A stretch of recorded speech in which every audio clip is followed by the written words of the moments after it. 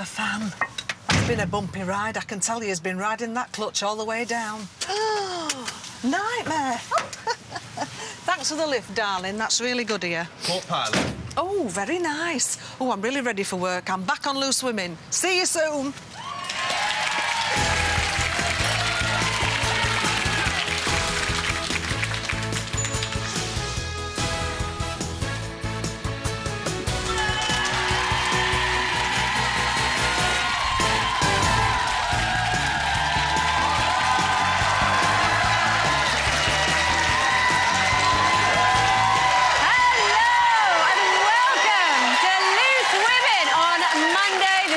Of January, a day which has been dubbed Blue Monday because it is considered to be the most depressing day of the year for people up and down the country. But not here, because alongside me, Andrea McLean, are two upbeat ladies, Sally Lindsay and Carol McGibbon.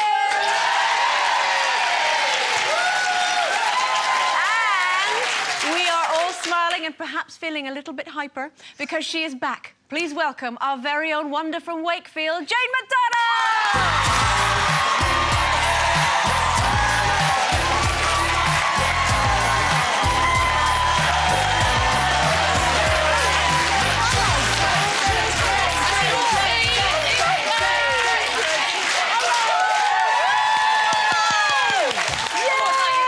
I feel as if I've never been away.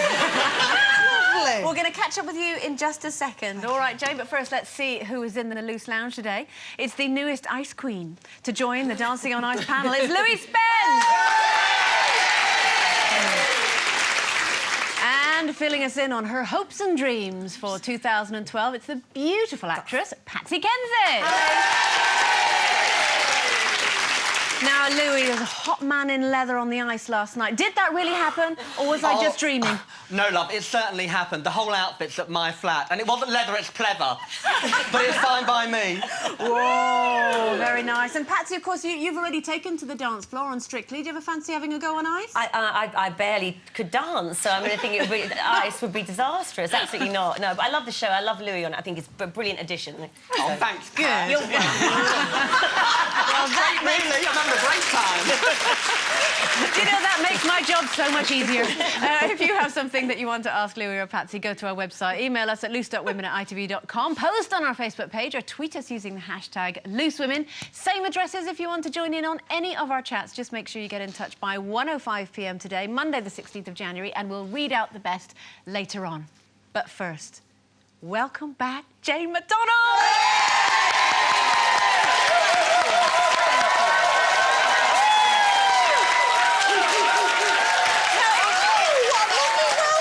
Seems possible, but it's been over a year since you've been away. Yeah, it's about 16 months now. What have you been up to? Oh, I tell you.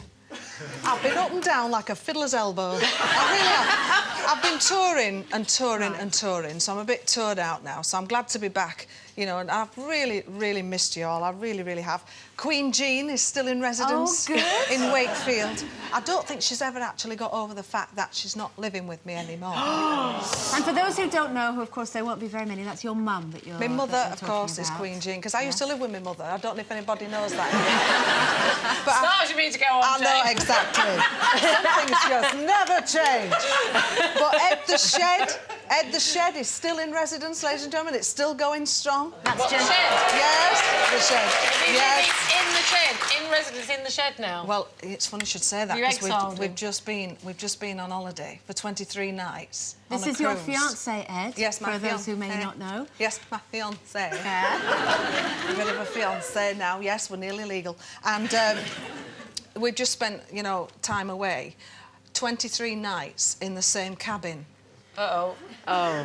It was the hardest thing I've ever done in my life. It really, you know, because it's not good. But you've been with him, what, 3.5 years? Yeah, More? yeah, Nearly 4 years now, yeah, so it's So you must good. have spent 23 nights together before just now. No.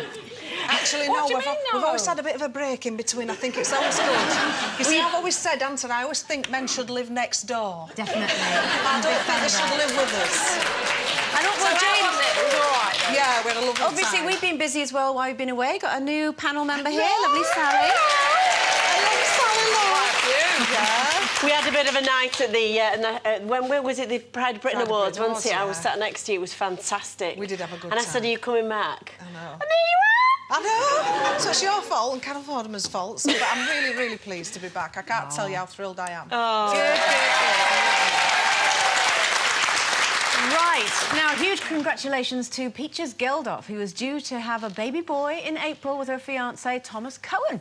Now, in this week's Hello magazine, Peaches has revealed that when she broke the news of her pregnancy to her famous father, Bob, on Boxing Day, he gave the couple some fatherly advice. Bob told the couple to get married and to be together forever. So is there sound advice for Bob to give Peaches, or do you think it's a little bit unrealistic in this day and age? Well, sadly, I suppose it is a little bit unrealistic, but I think it's the right advice. I think that's what we should aspire to, especially if there are children involved. You know, I just think I think he's right to say that to her, but you know, I fear that young people, and she's still quite young, what is she, 22 or something? Something like that, yeah. They just don't listen, do they? Well, she's already been married once, hasn't she? She has been married once, yeah, and that was a disaster. It didn't last 5 minutes.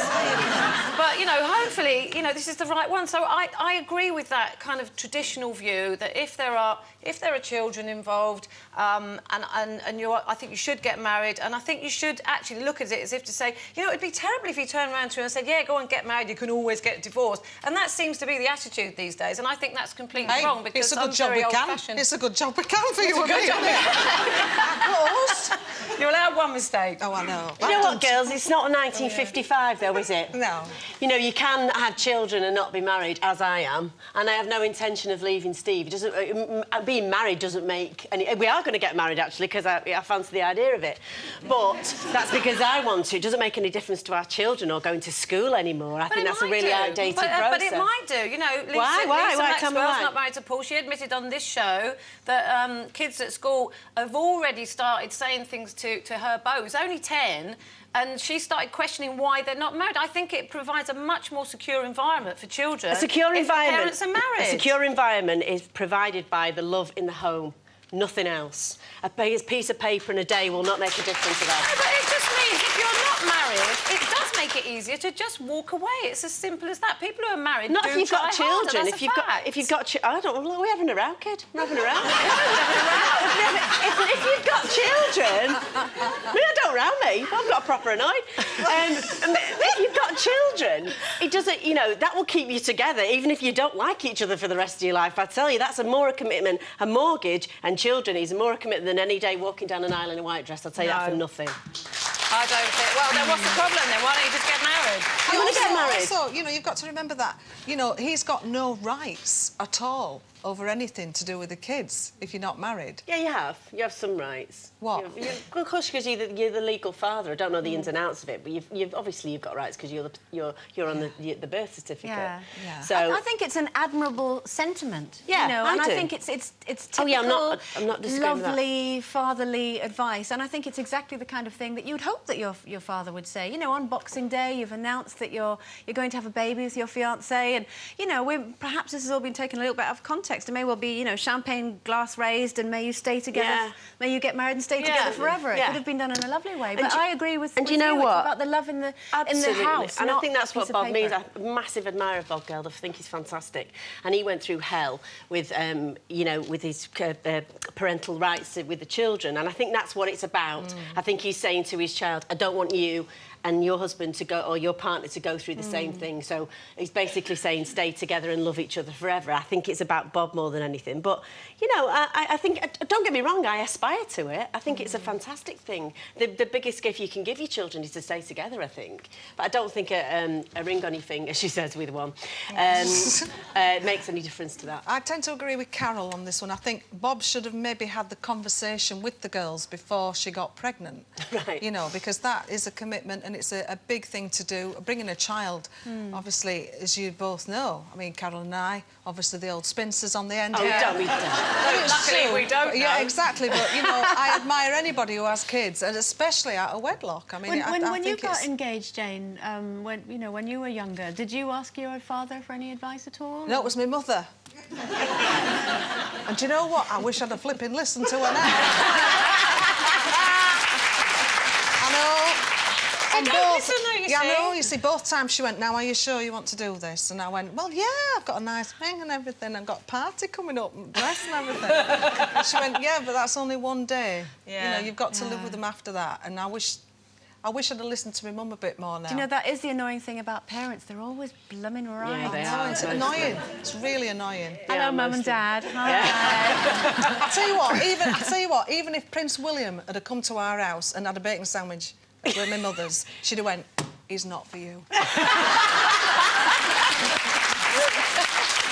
Right, it is break time, but still to come, we will be catching up with Patsy Kensit and finding out all the gossip from last night's Dancing on Ice with Louis Spence. First, though, take a look at who else is dropping by to see us this week.